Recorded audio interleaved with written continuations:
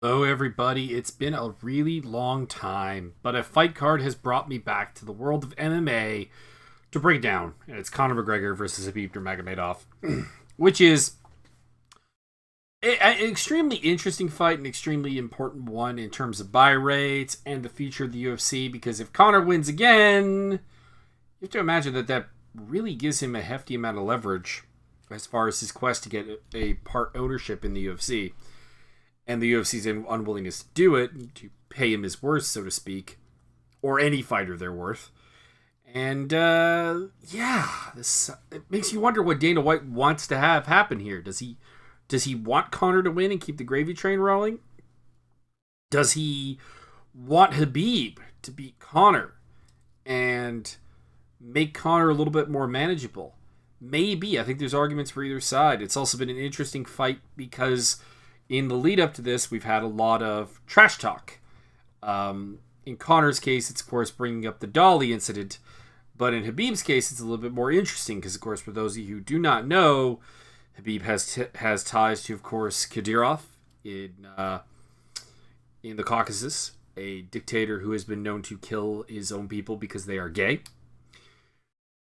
His connections to a Russian oligarch who is currently facing jail time for tax evasion or is in jail. I'm not entirely sure which it is.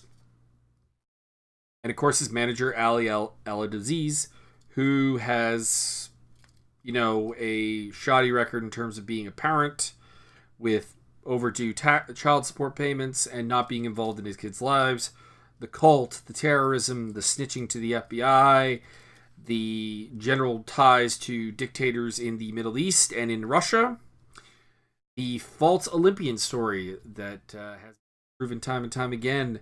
And if you need to know more about this, please follow Mike Russell and Kareem Zidane on Twitter because they do a fantastic job of covering topics that frankly a lot of MMA journalists don't want to touch, don't want to cover, don't want to dig out those skeletons from the closet, so to speak.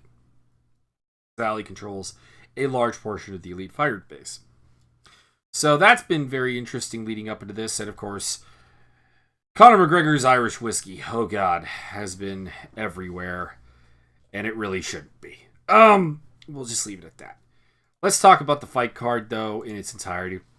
Tony Martin versus Ryan LaFleur welterweight bout starts this off.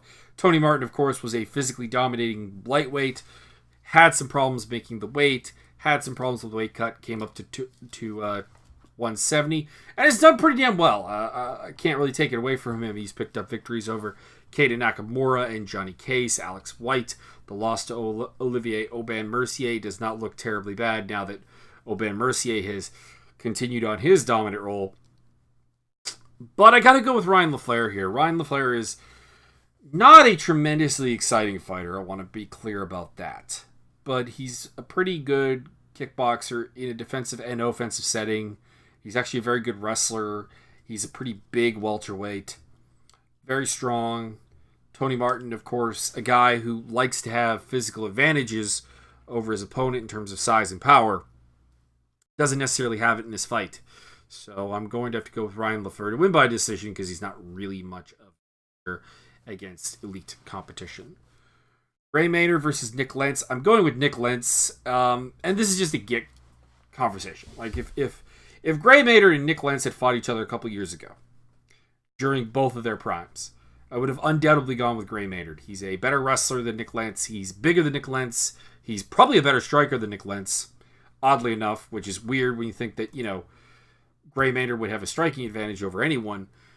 But at this point in time, despite the wins over Ishihara and Bruno, the losses to Yakovlev and to Ryan Hall, the closeness of the Ishihara and the Bruno fights, his age, considering the weight class, his talks of retirement at various points, temptations, flirtations with featherweight, I just can't bring myself to pick him comfortably against anyone, and Nick Lentz is a pretty solid fighter. He's admittedly coming off 2 losses in his last 3, beating Will Brooks and losing to David Tamor and Islam Makhachev, and a victory over Michael McBride, which means, frankly, just about nothing.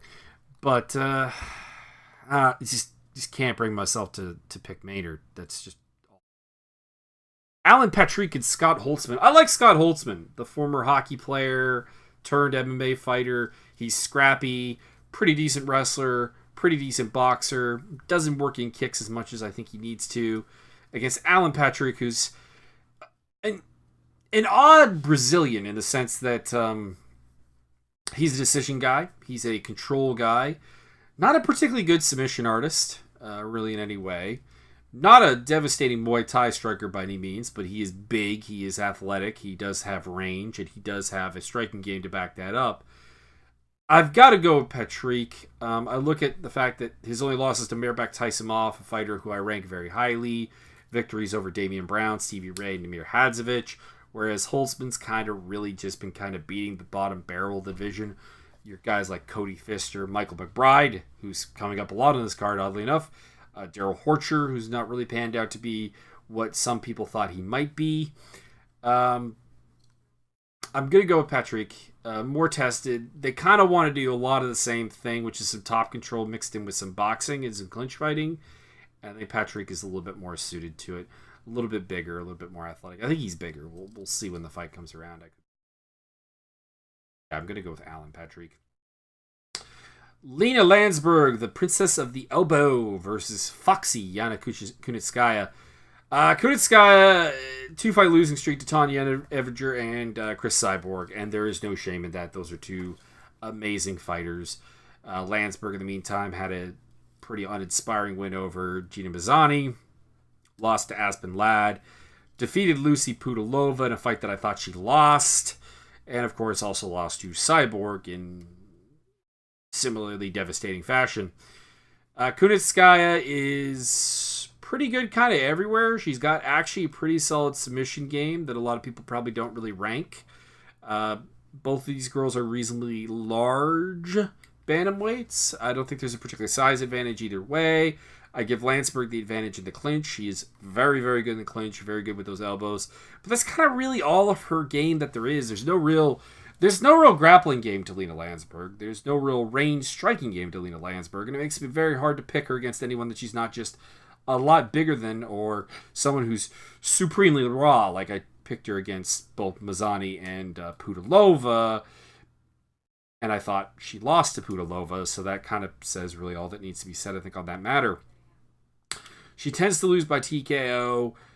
Even though I don't really consider her chinny or lacking in toughness, but she has been stopped by strikes on 3 separate occasions, including by Aspen Ladd, who I don't rank as a particularly great finisher, despite having 5 finishes. It's just kind of who she's been finishing. I'm going to go Kunitskaya by a second-round TKO. I think, again, the better range striking, the better grappling. I think she's a better wrestler, too. I think Landsberg's only advantage is really kind of dirty boxing in the clinch, and Kunitskaya is not half bad at that. I think she's the more athletic of the two. I think she's the faster of the two. I think she can keep range when she needs to. I think she can probably get the better of this fight on the ground. And I think it's a good way to get her back in the win column. Aspen Ladd versus Tanya Evinger. Speaking of two ladies who actually beat the two ladies we're talking about before. This is a tough one for me because Aspen Ladd's an undefeated fighter. 5 stoppages, 6-0. Tanya Evinger can be pretty bad at times and pretty good at other times.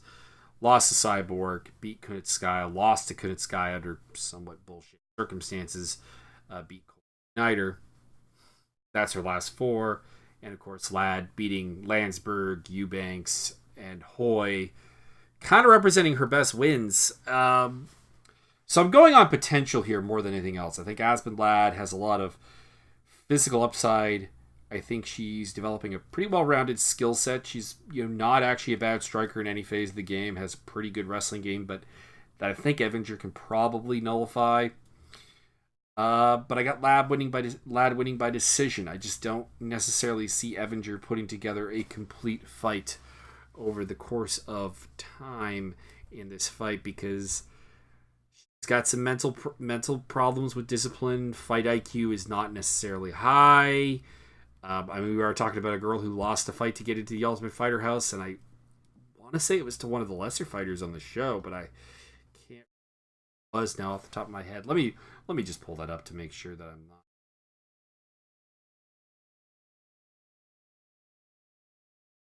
Raquel Pennington. Pennington's turned into a good fighter, but at the time, that seems like a fight that realistically would have to pick the much more experienced, much more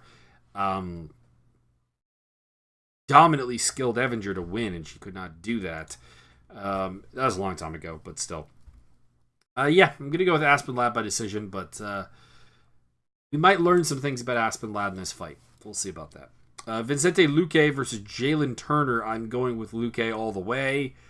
I'm hoping this is a late replacement because Jalen Turner makes no sense for a guy who just beat Nico Price and Chad Laprise. And before that had lost to Leon Edwards and beaten Bilal Muhammad.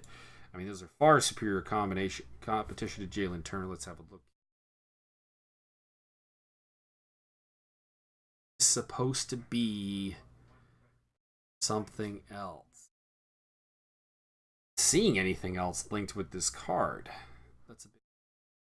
It's just, I don't know. Seems like a very out of place fight. I got Luque by TKO in the first round. I think way too much for Turner. Sergio Pettis versus Husier da Silva. Actually, one of the fights I'm very interested in. Da Silva is a guy who's really turning some heads with a kind of somewhat of a late career resurgence after a little bit of a falling out. Kind of just shy of that title challenging position. Has basically kind of lost to all the guys who then went on to lose to Demetrius Johnson. Sergio Pettis, recent loss to Henry Cejudo, but a massive win over Joe Benavidez last time out, although Joe B did not look great and still almost won the fight. That's a definitive question. I give Pettis the advantage in the stand-up. He's probably the better range striker. He's a Pettis, trains with Duke Rufus and everything. This is a very strong. He's also historically been very good when his brother's also been in camp, so I think that bodes well for this. Husier da Silva or Formiga is definitely the better grappler of the two, but is it significant enough to submit a guy who's only been submitted once and by a guy much larger than him? Questionable. I'm going to go with Pettis. I'm going to err on the side of honestly just kind of youth on this one. Formiga is 33 years old, which is not particularly old even by MMA standards, but at flyweight, it's getting up there that he should be due for like losing a step or two. And I thought the Ben Gwynn and Olka Sasaki fights were both a little bit more competitive than I thought they would normally be for.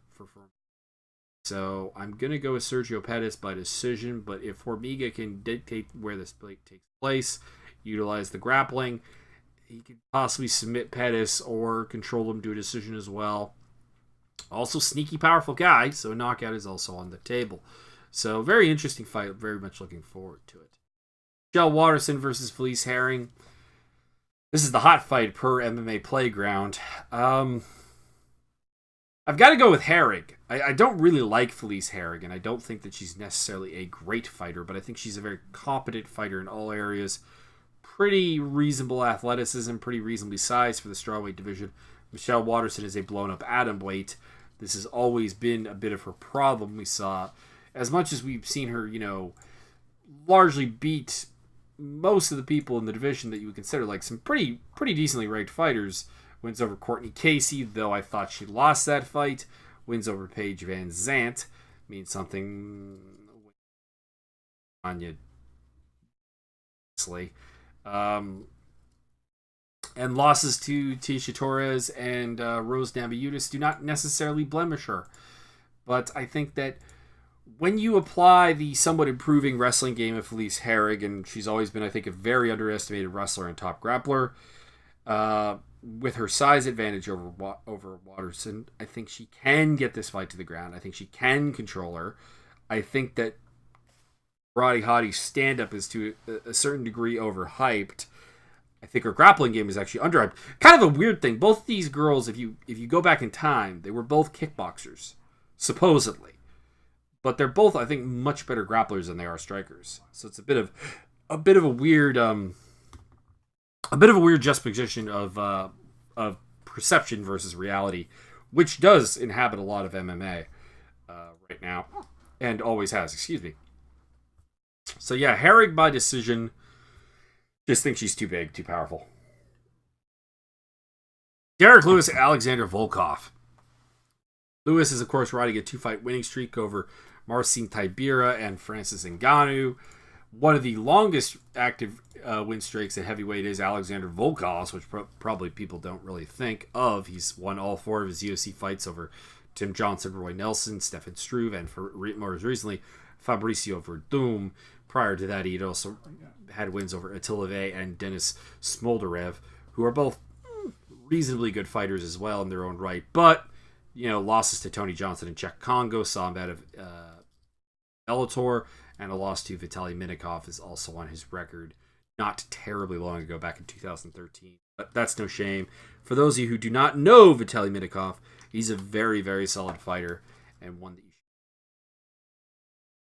should... unfortunately not fighting stateside anymore. Notable wins including Blagojenovov, who recently actually main evented a UFC card, Alexei Kudin, Mighty Mo, Mark Halada, Richard Hale, Vinicius Spartan Quiroz, Brett Rogers, and, of course, the big tuna himself, Rico Rodriguez, from before.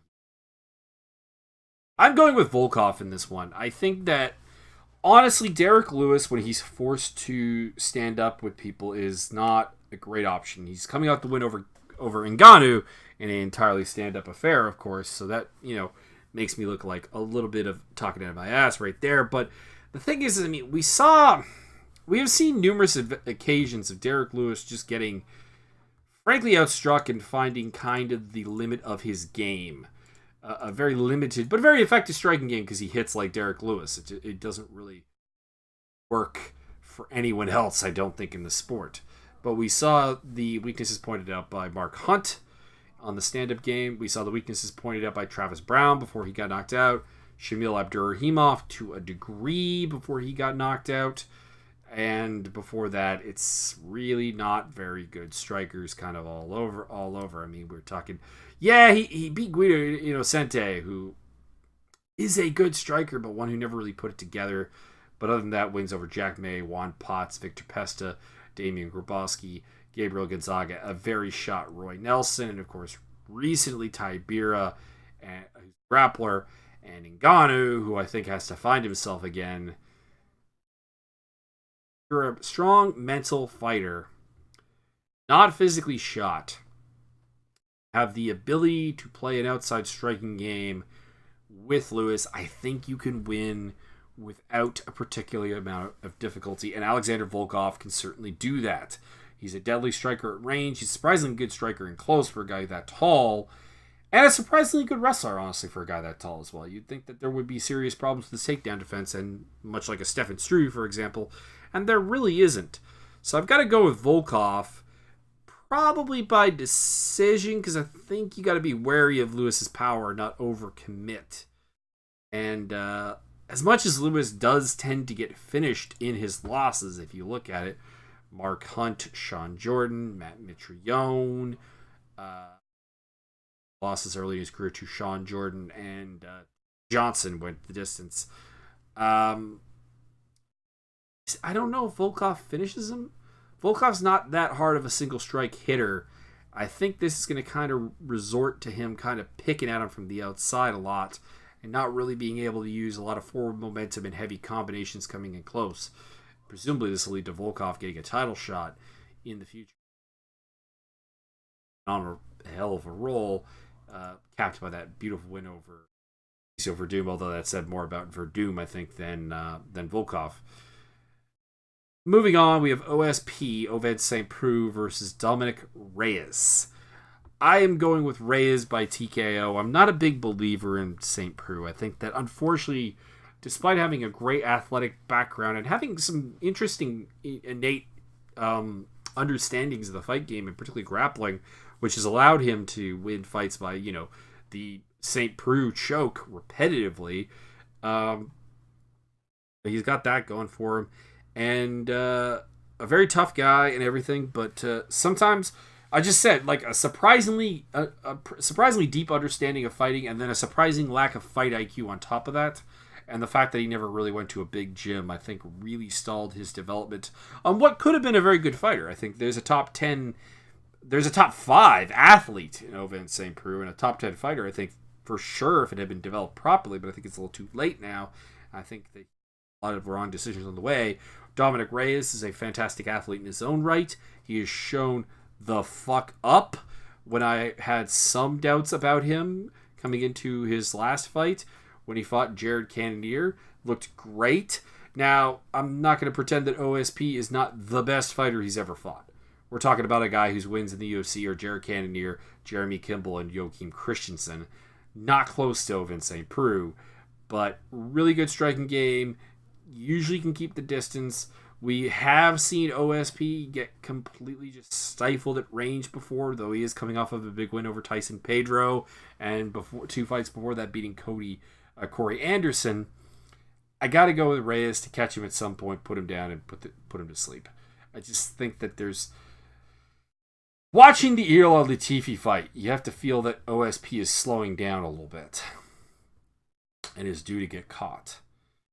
That weak fight IQ, I think, probably becomes more and more of an issue as his physical gifts fade. Tony Ferguson, Anthony Pettis, not really interested in this fight. I got Ferguson by TKO. I think Pettis is largely a shot commodity at this point. Good win over Michael Chiesa, but before that, struggling with Jim Miller, losing to Dustin Poirier, and of course the loss to Max Holloway. I'm sorry, I'm just not... I don't think I've ever really been a big believer in Showtime Anthony Pettis. But I think now I'm particularly not a big believer in Showtime Anthony Pettis. If that makes any sense.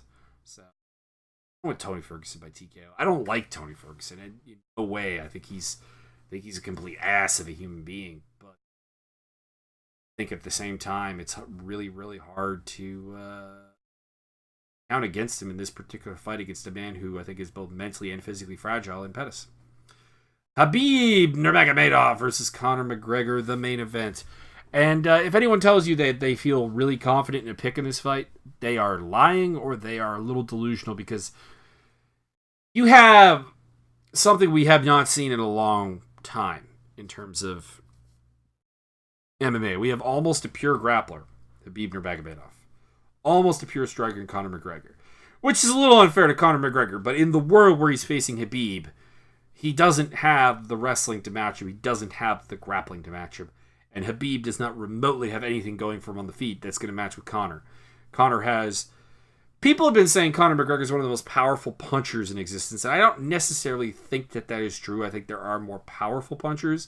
But his ability to combine the power that he does have with the timing that he has, the speed that he has, and the accuracy that he has is a knockout waiting to happen. 18 knockouts in a 24-fight career. He has had only 6 fights not end by knockout. He has lost by submission 3 times, won by submission once, and decision twice. I think that I don't really worry about the ring rust for Conor. He's not fought since 2016 in MMA. Khabib has not fought since 2017 in MMA.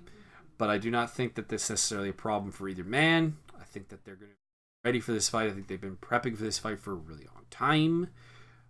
And the question is Conor in Khabib's head by talking about his manager, talking about his mentor, talking about his sponsor? Who knows? Talking about his father even. Who knows how that affects him, and does that affect him in a negative way? Or does that make him more determined to absolutely beat the crap out of Conor if he gets him to the ground? If Khabib gets him to the ground, I think it's going to be a relatively short night. However, if he can stop a takedown and hit him with a big punch, there's everything impossible that Conor knocks him out. I'm going to go with Khabib via second round submission, probably some kind of strong man choke, arm triangle. Conor has shown a propensity for giving up such submissions when he gets a little tired and being underneath Khabib. That's going to get tiring real quick. And I'm going with Khabib, but like kind of in a weird way, Conor McGregor is the good guy in this fight because Khabib is a heel in the purest sense, if we're going into a pro wrestling terminology here. A man who made a man with ties to a dictator, a man with ties to the biggest scumbag manager in MMA, a guy who made a homeless dude do push-ups for money and then didn't give him the money, a guy who did threaten Artem Lobov and precipitated the entire Dolly incident, which I do laugh that people think that that they can defend Conor McGregor on that. Like, real talk here for a moment. MMA fans as a whole, we are terrible at defending people. And what I mean by that is that we try to defend people with things that don't really relate. I'll give you an example. Ali, the manager of Nurmagomedov, is factually way behind on child support payments. And people will use that he paid for Ray Borg's kids' surgery and medical bills to counter that. Which, number one, there's a number of sources that say he didn't. So I don't know if that's fact, but even if it is fact, let's say it's fact.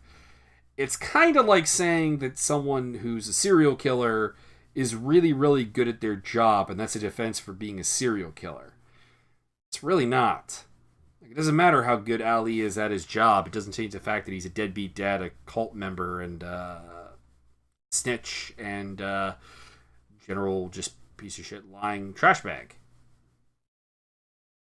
Want to disprove any of those facts, that would be defending him. But a lot of people tend to take this road of like trying to bring up something else not related other than it's, Ali, or on the other end of the spectrum, just kind of going, well, no one cares about that. Well, if you're getting emotional about something on Twitter, you care. I'm sorry, you care.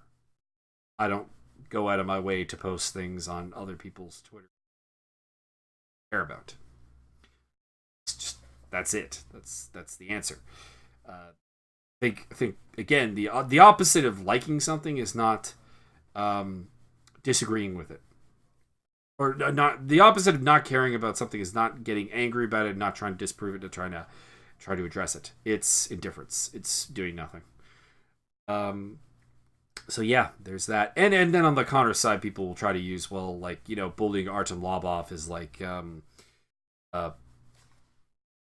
justification for throwing a dolly at a fight at a bus full of people, one of which is your target, but others are not. So and as a fighter, that it's not just Khabib in the motherfucking van. So, anyways, that's my rant. Let's get that out of the way.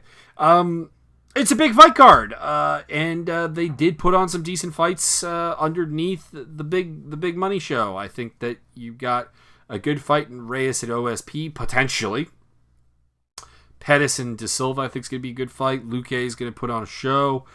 Ladd versus Evinger is very interesting. I think Patrick Holtzman's pretty interesting.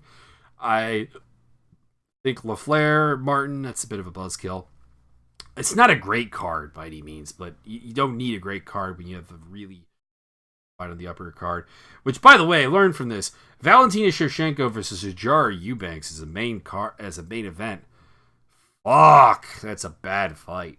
Ugh. And I like Valentina. I would like to make this clear. I like Valentina Shevchenko, but right now there is no one at 125 that I want to see her main event against. On a card that's supposed to have any real prestige. Probably should be for the 165-pound belt, because if you're going to let Conor do what he's done, and other people, with the whole going up and not defending their belts, talk with Henry Cejudo not necessarily doing it as well, is a bit ridiculous.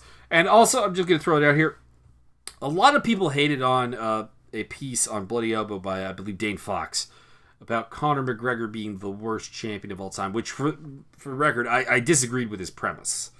Because I think that, realistically speaking, Jermaine Duramadine is, without a doubt, the worst champion in UFC history. A woman who won a title at a weight class specifically designed for Cyborg, and then did not want to fight Cyborg, and was willing to get stripped to avoid that fight. That, to me, is the definition of worst champion of all time. Also won the title under somewhat dubious circumstances, with probably should have having some points taken away in the Holly Holm fight. Though I thought she won if there were no points taken away. So I agreed with the decision. I agree with the judges, and I disagreed with the referee not taking the point for the late hits. But the idea that Conor is a great champion is something I can't really co-sign. The reason I can't co-sign it is I don't believe you're a great champion until you defend the belt against some of the best fighters in the division. And this is not Conor's been protected, because Conor as much as Conor has been protected, he's been protected in a way that you should matchmake a potential golden goose, a potential draw. And that is by having him fight good fighters worthy of getting a title shot that are good stylistic matchups for him. It's not a bad idea, and it's something I actually encourage because I think it creates better storylines and better hype for fights. But he was protected from certain bad stylistic matchups that we never got to see him do. And then we never got to see him do because he left and did whatever he wants. And this is not even an anti-McGregor stance, to be honest, because he did it for, I want to be paid my worth, which, frankly, I said it at the beginning, UFC fighters are not paid what they're worth. And I do not side with the UFC on this because they get away with monopolistic tendencies because they are the only real show in town that can pay you a lot of money. Because, sorry, no one really watches Ryzen, 1FC, M1, KSW to anywhere near the numbers the UFC pulls. So there's just not the money there. And I side with Conor on that, but it has adversely affected what I think of his legacy as a champion. As a draw, he is the greatest draw of all time. He's a very good to great fighter. The great champion involves taking the title, defending it against all comers for a period of time. And that's like a George St. Pierre, an Anderson Silva, Demetrius Johnson, John Jones. And we know I hate John Jones. Levels of going out there and doing it and being the marked man, something that he did not even do in Cage Warriors, not necessarily his fault, but never really panned out there and hasn't really panned out in the UFC either. So, anyways, we'll finish off with that. Below, there are links to my new channel for video game purposes and also just tech stuff. It's Miotech. So if you were interested in my Battletech or Mech Warriors episodes I was putting up, those will be on that channel now. And then on top of that, you've got my Squared Circle Jerks podcast with my good friend Byron. Fantastic guy, really amusing, hilarious dude. We talk about pro wrestling there, and Zero Racing, which is my race league, which has I post race commentaries there, sometimes with a guest commentator. And yeah, I think that's where we're going to finish.